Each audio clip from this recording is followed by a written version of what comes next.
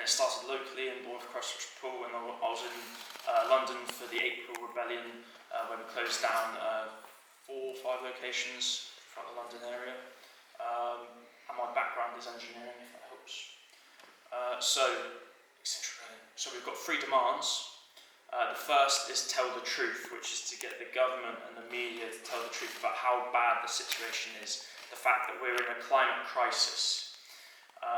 2, that as a country we go carbon neutral by 2025, and that may be a little bit unrealistic now, but we're still going for that because it's an emergency.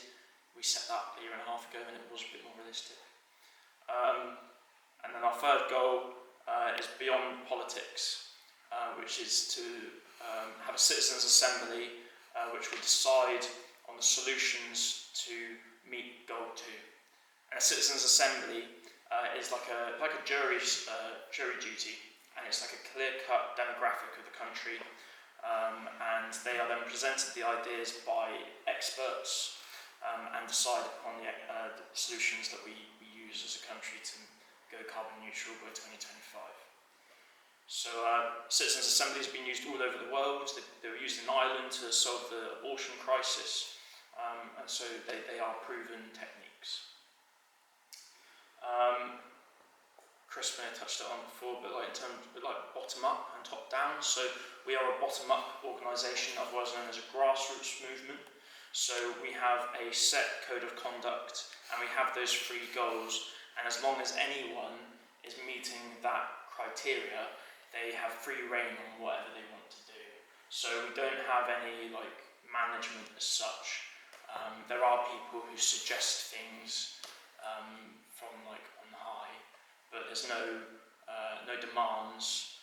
It's just anyone can go off and do what they want to do as long as it falls within the remit, which allows great freedom really, and inclusivity. So yeah, inclusivity is our biggest thing. So it doesn't matter what religion you are, whether you're vegan or whether you drive a big vehicle or something, I don't know. But the point is, we don't put pressure on individuals to act a certain way or to be a certain way in order to join in our movement. Because the point is, we are just getting those 3 aims done, and that is it. We don't care about the solutions. We don't care about what you're doing in your personal life. It doesn't matter. All we care about is getting those 3 aims done within a peaceful code of conduct. And so in that regard, we are very inclusive. And that's where we're seeing that we're getting a big demographic of people with a lot of different interesting views, and it's getting people talking about it in a community rather than being isolated on your own.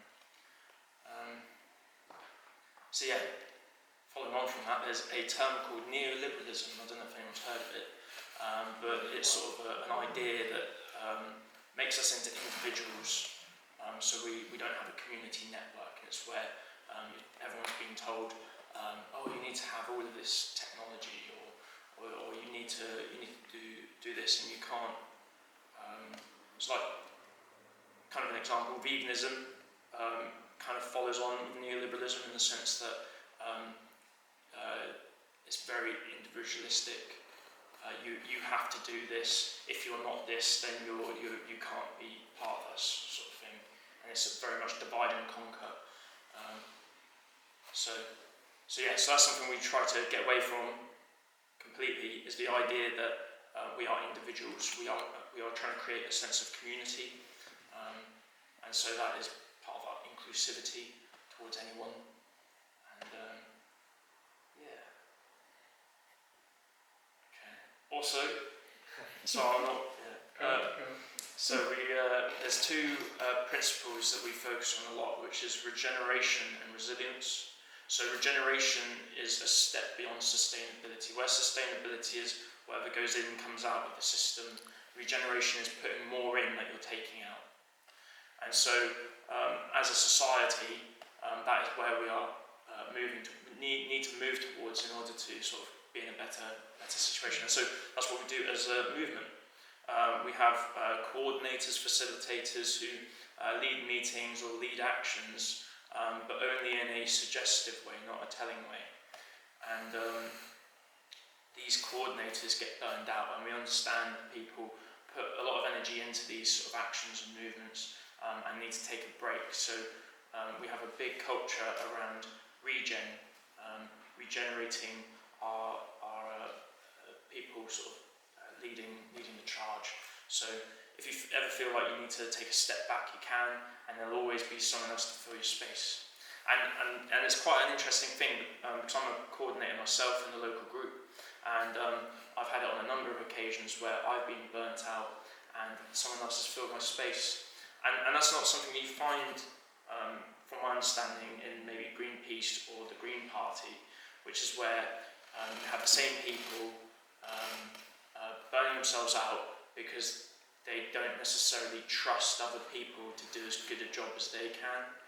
And it's a really important lesson that I've been learning, is being able to take your hands off the reins and trust that other people know what they're doing and that they can get the job done. So that's a big culture change, is regeneration, and it goes across the board in all walks of life, is being able to trust people to do the right thing, and put more into the system than you're taking out, much along the same lines as consumption, reducing. So that's a big word, regeneration, to keep in your head. And then the next one is resilience. So resilience is like not putting all your eggs in one basket, basically. So there's a lot of systems that we've designed in our infrastructure or whatever else, which has single point failure. If something goes wrong, we're toast, sort of thing. Same with our food. All of our foods is like monocultures. They're all like one species of plant. If we use different species of, like, say, potato, if there was a disease that came along, then we'd still have potato, sort of thing. And so that's a big thing, is resilience, and that's what we're trying to build within our movement, is a resilience. If one of our actions fails in one part of London, then the rest of the action will pick up the pace and keep it all going. So yeah, those are two big ideas.